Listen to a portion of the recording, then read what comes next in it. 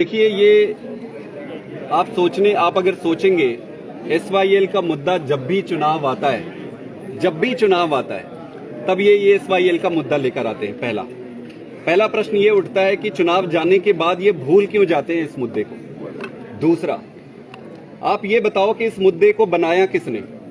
इन राजनीतिक दलों ने ही इस मुद्दे को जन्म दिया है। सेंटर में बीजेपी की सरकार थी, पंजाब में बीजेपी की सरकार थी एक टाइम पे, अकाली दल और बीजेपी की। हरियाणा में बीजेपी की सरकार थी एक टाइम पे, केंद्र पे कांग्रेस की सरकार थी, हरियाणा में कांग्रेस की सरकार थी, पंजाब में कांग्रेस की सरकार थी। केंद्र में और राज्य सरकार होते हुए भी इन लोगों ने एसवाईएल के मुद्दे को नहीं सुलझाया। एसवाईएल का मुद्दा इनके लिए सिर्फ राजनीतिक मुद्दा है और ये सिर्फ राजनीति करने के लिए आते हैं। बड़ा सिंपल और सरल सा है, ऐसे मुद्दे पर कभी राजनीति नहीं होनी चाहिए। ये केंद्र सरकार की जिम्मेदारी बनती है कि पानी सभी राज्यों को उनके हक और अधिकार के मुताबिक सभी राज्यों को मिले। जो हरियाणा का हक है हरियाणा को मिले, जो पंजाब का हक है पंजाब को मिले। केंद्र सरकार की जिम्मेदारी बनती है नैतिक रूप से भी और प्रशासनिक रूप से भी। लेकिन पंजाब तो अड़ा हुआ है ना, सुप्रीम कोर्ट ने भी कह दिया है सर, पंजाब अड़ा हुआ। तमाम सुप्रीम पार्टियां पंजाब की इकट्ठा हो गई हैं, आपका क्या स्टैंड रहेगा हरियाणा? हमारा स्टैंड बड़ा क्लियर है।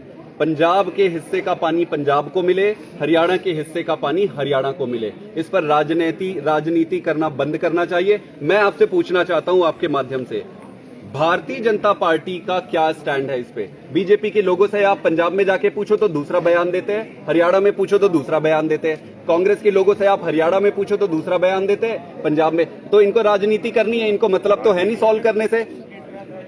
मुद्दा बड़ा साफ है, पंजाब के हक का पानी पंजाब को मिलना चाहिए, हरियाणा के हक का पानी हरियाणा को मिलना चाहिए। सुप्रीम कोर्ट से रास्ता निकलेगा या बातचीत से रास्ता निकलेगी? सुप्रीम कोर्ट का जो नतीजा आएगा वो सुप्रीम कोर्ट में उस पर बहस करेंगे सारे पक्ष। आपस में मिलजुल कर सबसे सही रास्ता निकलता है। आम आदमी पार्टी की सरकार पंजाब में है, हरियाणा में आम आदमी पार्टी की सरकार बनने पर आपस में मिलजुल कर करेंगे, लेकिन फिर भी केंद्र सरकार का इसमें अहम भूमिका रहेगी। कांग्रेस कह रही है 4 उप मुख्यमंत्री बनाएंगे, हम 4 उप मुख्यमंत्री बनाएंगे, ब्राह्मण, दलित, बैकवर्ड क्लास और एक और समाज से होगा। आपकी पार्टी का क्या स्टैंड है इस पर? आपकी क्या राय है? आप एक राजनीतिक। देखिए, हुड्डा साहब ने ये कहा था, सबको पता है कि हुड्डा साहब जाट समाज से आते हैं। हुड्डा साहब को ये लगता है कि सारा जाट समाज उनको वोट देते हैं और उनको ये पता है कि उनको ये लगता है कि और कोई उन्हें कोई वोट नहीं दे रहा है।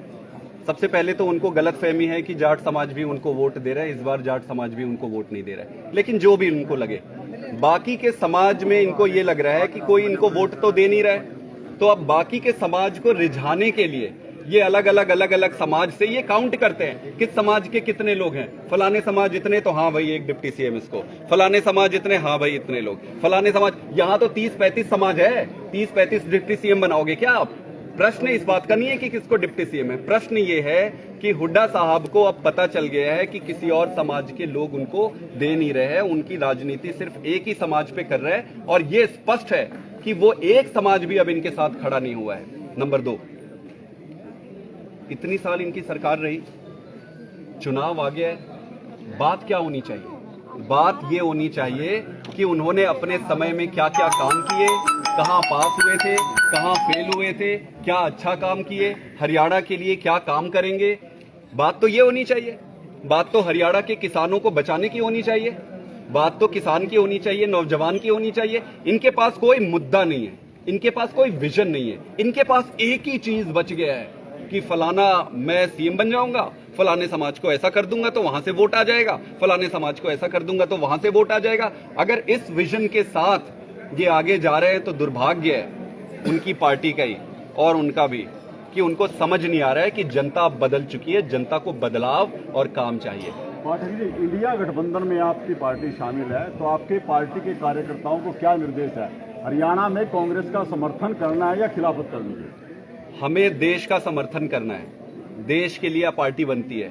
बाकी सारे राजनीतिक दल सब कुछ स्वार्थ, सब कुछ परे होती है। आज इंडिया गठबंधन करने का एकमात्र कारण ये था कि भारतीय जनता पार्टी को देश से, सत्ता से पदच्युत करना। उसके लिए सभी ने ये सोचा कि अगर देश को इनसे बचाना है भारतीय जनता पार्टी से तो इकट्ठे होना पड़ेगा।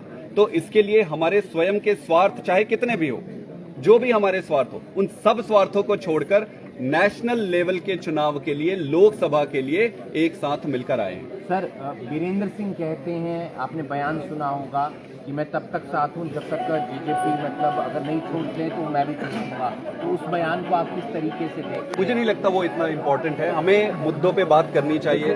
कौन किसके साथ आ गया, कौन किसके साथ चला गया, इससे कोई फर्क नहीं पड़ता है। जनता को, आज किसान की बात मैं करूं आपको, अभी बाढ़ आई थी, कई जगह पे बाढ़ आई थी, खेतों में रेता आके बैठ गया है।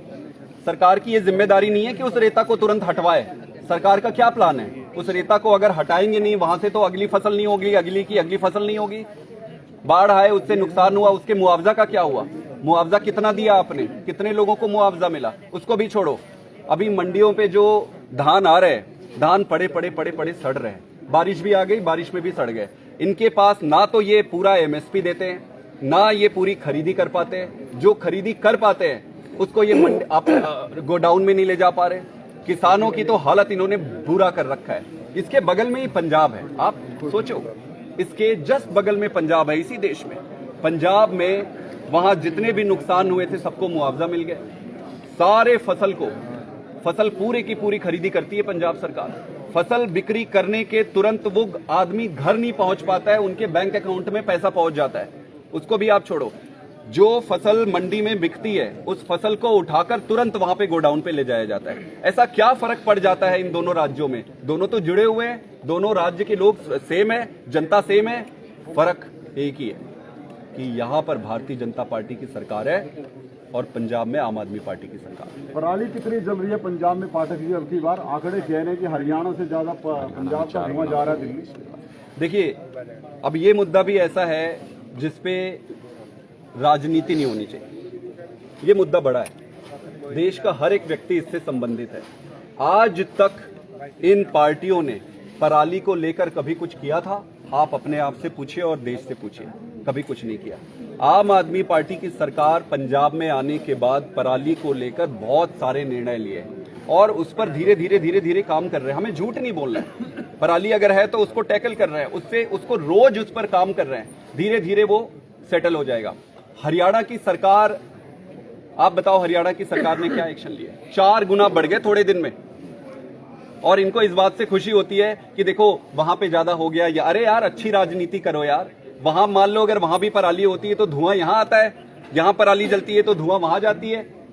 तो धुआं तो किसी को नहीं पूछता है ना कि ये बीजेपी है, ये कांग्रेस है, ये फलाना है, ये ढिमका है। जनता को नुकसान है धुआं से। ऐसी चीजों पर राजनीति नहीं होनी चाहिए। मिलजुल कर रिकेश टिकैत थे अभी थोड़ी देर पहले, उन्होंने कहा है फैक्ट्रियां हैं, फैक्ट्रियों को लेकर भी वहां से धुआं लिखता है, लेकिन वहां पर सरकार, कोई भी सरकार एक्शन नहीं लेती, वहां कुछ नहीं करती, सिर्फ और सिर्फ किसानों के ऊपर ऐसे चिलान काटे जा रहे हैं। नहीं, देखो, आपको समझना पड़ेगा, पॉल्यूशन का मुद्दा वन शॉट सॉल्यूशन इसका नहीं है। आप अगर सही उत्तर जानना चाहते हैं, पॉल्यूशन बहुत सारे सोर्सेज से आती है। पॉल्यूशन फैक्ट्री से भी आती है, पॉल्यूशन गाड़ियों से भी आती है, पॉल्यूशन धूल से भी आती है। अब इन सारे में एक पैरामीटर पराली है, कई सारे में फैक्ट्रीज है, गाड़ियां हैं, हम खुद भी कह रहे हैं, गाड़ियां हैं, धूल है। एक एक करके एक चीज को आप बंद कर दोगे तो पूरा नहीं रुकेगा। फैक्ट्रियों में भी लगाम लगाने की जरूरत है, उनको नए टेक्नोलॉजी देने की जरूरत है, उन पर फाइन लगाने की जरूरत है। ना सिर्फ हवा बल्कि पानी भी दूषित होती है, उसको रोकने की जरूरत है। धूल जो है, धूल को रोकने की जरूरत है। तो ये सारी चीजें कंपोजिट और कॉम्प्रीहेंसिव तरीके से ही होती है। इंपॉर्टेंट पॉइंट वो नहीं है। इंपॉर्टेंट पॉइंट ये है कि नियत किसकी साफ है और कौन सच में ऐसे मुद्दे पे राजनीति करता है और कौन मुद्दे सुलझाना चाहता है। 5 स्टेटों के जो चुनाव है उसमें आपका गठबंधन, इंडिया गठबंधन के साथ हो तो अलग से इलेक्शन लड़ेंगे? ये बड़ा स्पष्ट है कि इंडिया गठबंधन नेशनल लेवल के पॉलिटिक्स के लिए है, लोकसभा के चुनाव के लिए है। विधानसभा के चुनाव में उन सभी राज्यों में आम आदमी पार्टी अलग से चुनाव लड़ रही है और भगवान की कृपा रही तो बहुत अच्छा होगा। आम आदमी पे जो नेता हैं उनके ऊपर मामले दर्ज हो रहे हैं, चाहे संजय सिंह और जहाँ और भी कई नेताओं के नाम आते जा रहे हैं, उसको लेकर क्या कहेंगे? नाम, ये आज इनकी स्थिति ऐसा है कि ये जिनको चाहेंगे उनका नाम डाल देंगे। ये आपका चाहे आपका नाम डाल सकते हैं, मेरा नाम चाहे मेरा नाम डाल सकते हैं, जिसको मर्जी डाले। दिक्कत वो नहीं है। दिक्कत ये है कि देश की राजनीति को इस तरह इन्होंने गर्त में लेकर गए कि अब इनको और कुछ समझ नहीं आ रहा है कि कैसे राजनीति बचाया जाए। केजरीवाल से इनको सबसे ज्यादा डर है, केजरीवाल से।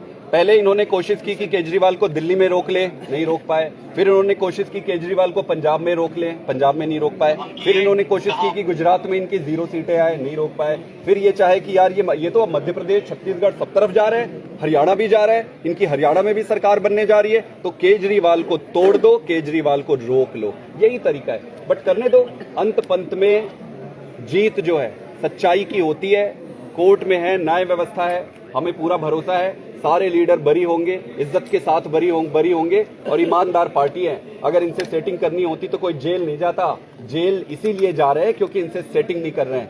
केजरीवाल से इनको डरना तो चाहिए। हरियाणा के मुख्यमंत्री